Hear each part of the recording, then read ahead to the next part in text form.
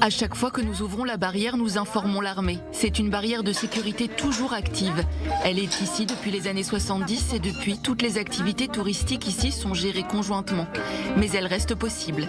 Parfois, quand nous organisons de grands événements, on prévient aussi l'armée jordanienne. Musée en plein air et zone militarisée, nous sommes au vieux Guécher, littéralement pont en hébreu. Nirit, habitante du kibboutz voisin, gère le site. Ici, en contrebas, on peut voir le Jourdain, qui constitue donc notre frontière avec le royaume de Jordanie. Et derrière nous, l'un des plus beaux ponts, construit pour permettre le passage du train de la vallée. Construit en 1904, c'est un pont qui date de l'époque ottomane. Il traversait la rivière vers l'actuelle Jordanie. Le train de la vallée, une ligne devenue légendaire et symbole d'un Moyen-Orient encore dépourvu de frontières, sous influence ottomane, puis britannique. Comme il y avait déjà un pont romain, chaque empire qui s'est retrouvé ici au cours des 2000 dernières années a compris que c'est le passage le plus pratique et le plus important du nord d'Israël. Aujourd'hui, il reste des rails étroits au milieu de la végétation brûlée par le soleil et ces deux wagons, comme suspendus sur la ligne de démarcation entre Israël et la Jordanie. Ces wagons sont d'époque. Ils ne sont pas restés bloqués ici, nous les avons fait amener. Nous les avons rénovés et remis sur les rails de ce train légendaire. Juste à côté de nous se trouvait une station de train, celle de Guécher, qui était la plus basse du monde. 237 mètres sous le niveau de la mer. Elle n'est plus en service, elle a été détruite au fil des guerres. La gare de Guécher, l'un des nombreux arrêts sur la ligne du train de la vallée entre Haïfa et Deraa dans le sud-ouest syrien. C'est donc sur la côte méditerranéenne que nous reprenons notre voyage.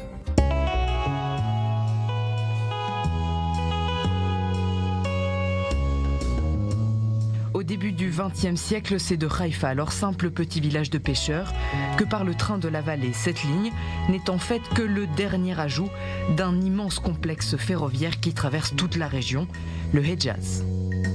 On voit la carte du chemin de fer de Hedjaz au début des années 1920. Cette ligne de chemin de fer était un projet d'infrastructure ottoman colossal. En fait, le plus grand projet initié par l'Empire ottoman. Son objectif était de transporter les pèlerins musulmans par une voie unique depuis des points de rassemblement comme Damas, la vallée du Jourdain ou la péninsule arabique vers la Mecque et Médine.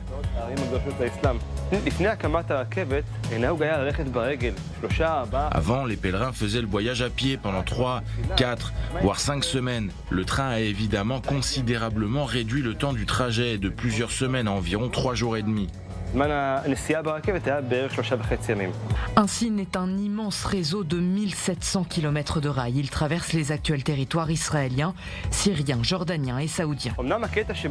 Même si le tronçon entre Haïfa et la Syrie ne représentait qu'une infime partie du tracé du Hedjaz, le fait que cette région était en plein développement dû à l'implantation du mouvement sioniste, ce tronçon est rapidement devenu le plus actif de la ligne. Les agriculteurs sionistes l'utilisaient pour importer du matériel agricole et exporter leurs denrées. Ce tronçon reste actif même pendant le mandat britannique. Et c'est ainsi que ce tronçon a gagné sa place dans la mythologie sioniste, pour être baptisé par les pionniers le train de la vallée. Aujourd'hui, les trains sont à une vitesse d'environ 160 km/h. Celui-ci atteignait les 60 km/h dans ses meilleurs jours, et en général, il allait beaucoup moins vite. Tellement lent que les habitants juifs de la vallée racontaient toutes sortes d'histoires. Par exemple, un homme qui aurait voulu se suicider en attendant que le train passe sur les rails. Il serait finalement mort de faim. Quelques années de circulation rapidement mises à mal par les guerres et les conflits. Lors de la guerre d'indépendance, il y avait beaucoup de combats près de la ligne de chemin de fer.